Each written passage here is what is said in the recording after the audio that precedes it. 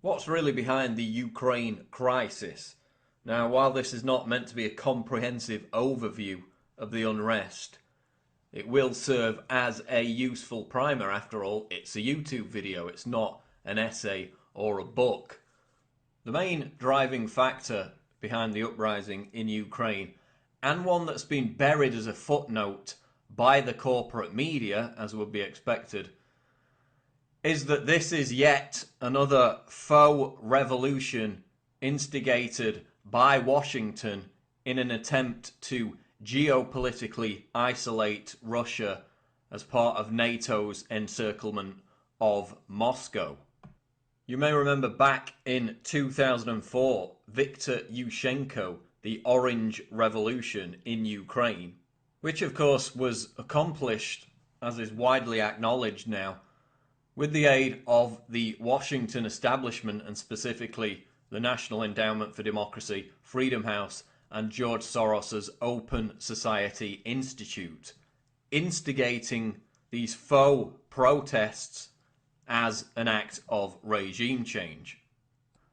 And lo and behold, one of the major protest groups involved in this uprising, you call it a protest group, it's actually a very violent organisation, Spilna Sprava, translated as the right deed, which is an Open Society Institute supported and funded group. So one of the major protest groups behind this uprising, funded by George Soros.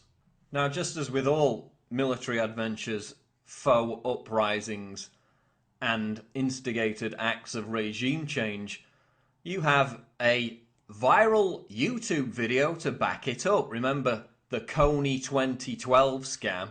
Well, now we've got the I am a Ukrainian scam. This is a video which has already achieved 1.5 million views on YouTube. This attractive woman explaining the grassroots credibility of the Ukrainian protest movement. But if you actually have a look at who's behind this video, it's the same people who were involved in the 2004 uprising backed by the Washington establishment.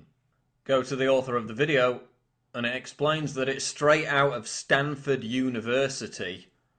It's funded by a Moroccan prince, and it's inspired by the work of Stanford University's Larry Diamond.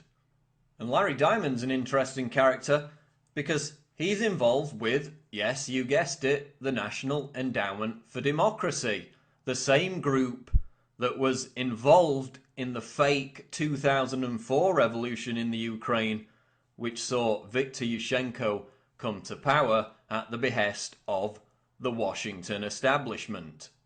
So we have viral YouTube videos created by people linked to the very entities that were behind the 2004 faux revolution, which again saw Yushchenko come to power, an act of regime change. So again, they put this attractive Ukrainian woman up there to afford the protest movement credibility and legitimacy. Because if you look at the actual actions of the so-called protest movement, they've been anything but. And just as the so-called protesters in Libya and Syria were dubbed demonstrators before they started blowing up universities and seizing tanks and using anti-aircraft missiles, the mass media is portraying these Ukrainian demonstrators as protesters while they violently seize government buildings and police stations. Now, I don't care what side you're on, even if you support this so-called protest movement, how do you think the US government would react if, quote, protesters in the United States, armed with weapons, started violently seizing control of police stations and government buildings? Do you think that they'd be softly catchy monkey with them? Or would they completely obliterate them? Well, obviously they would. And yet, of course, the characterization of these protesters as demonstrators and protesters, when in fact, even if you agree with their cause, you have to acknowledge that they're violent revolutionaries and in some cases militants. Because unlike the attractive Ukrainian woman in the fake viral YouTube video, this is not a protest. It's an act of regime change. And these protesters, many of them who are even unaware of this, are mere pawns in a bigger game. The protesters are being paid cash money to maintain their demonstration and occupation. Where's some of that money coming from? It's coming from the $5 billion that the United States government invested to, quote, help Ukraine achieve these and other goals, according to US Assistant Secretary of State for Europe Victoria Nuland at a National Press Club conference December 13, 2013. And what were those goals? Well, it was to achieve a, quote, good form of government. Now, according to Victoria Nuland, what does a good form of government represent? Well, it represents the United States, Washington, being able to pick and choose its crony puppets to staff the Ukrainian puppet government. Because, of course, Nuland and top diplomat Jeffrey Pyatt were caught in a leaked phone conversation discussing on which politicians they would choose to run the Ukrainian government after the phony revolution achieved its goal of regime change. He's now gotten both Seri and Ban Ki-moon to agree that Seri could come in Monday or Tuesday. Okay. So that would be great, I think, to help glue this thing and have the UN help glue it. And, fuck the EU. No, exactly. And I think we've got to do something to make it stick together, because you can be pretty sure that if it does start to gain altitude, the Russians will be working behind the scenes to try to torpedo it. Now, after this emerged, Nuland did not apologise for the fact that she was caught conspiring on how to overthrow an elected government. She apologised for being rude to the European Union. Which gets us back to the crux of the issue, which is the fact that these protests started after Ukraine rejected an economic deal with the European Union in favour for one with Russia.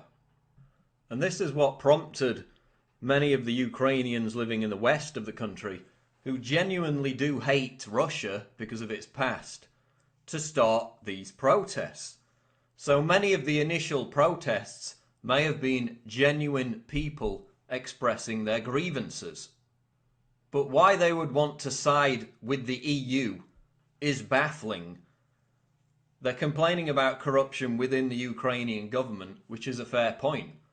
But corruption is endemic within the European Union.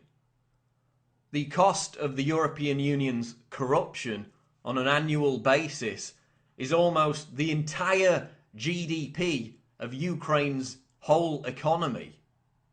So yes, many of these protests started with genuine grievances against corruption within the Ukrainian government. But siding with the EU, which is one of the most corrupt institutions on the planet, is really not going to solve the problem of corruption. And neither is siding with Mr. Bomb Iran, John McCain, who visited Ukraine back in December, at the same time Victoria Nuland gave that speech about $5 billion being invested into the Ukrainian protest movement. McCain gave a speech saying we want to make it clear to Russia and Vladimir Putin that interference in the affairs of Ukraine is not acceptable to the United States. So while McCain, who of course supported the overthrow of Libya and attempted to do the same in Syria, backing jihadist terrorists in the process, he's saying that the Ukrainian government's decision to make a trade deal with Putin over the EU, an economic deal, was an interference in their internal affairs. I would say that Victoria Nuland's open statement, leaked conversation, conspiring to pick and choose Ukraine's future leaders, I would say that that's probably more of an example of interfering in a country's internal affairs. So here's the truth about what's happening in the Ukraine in summary. And again, This is summative, it's not comprehensive, it's a YouTube video. There are many different factors at play. But the main factor at play is that this is part of the geopolitical isolation of Russia. It started off with Ukraine making an economic pact with Russia, and in the process rejecting the EU. That started some of the initial protests. It then looked as if the EU was backing off because they're afraid of Russia taking retribution against the European Union by cutting off the oil pipeline which runs from Russia to the EU. So as this began to descend into almost civil war, even the EU saw sense and begin to back off their agenda. Then Victoria Nuland arrived on the scene with her "fuck the EU" leaked phone conversation. And now it really appears as if Washington is ready to risk a major advance towards a new Cold War by turning these protests into not only complete mass civil unrest, but actual civil war. And if you want to read a great summary article explaining all this, Paul Craig Roberts, former Treasury Secretary, Washington orchestrated protests are destabilizing Ukraine. It's about the CIA, the State Department, NGOs, the National Endowment for Democracy, doing just what they did back in 2004, which is instigating this fake revolution and ensuring it turns violent and bloody as part of regime change to overthrow the Ukrainian government and to get one step closer to the Russian frontier, encircling Moscow with military bases as part of Washington's goal to impose hegemony over the entire world. The difference between 2004 and now is that they risk sparking a new Cold War in doing so. This is Paul Joseph Watson reporting for Infowars.com.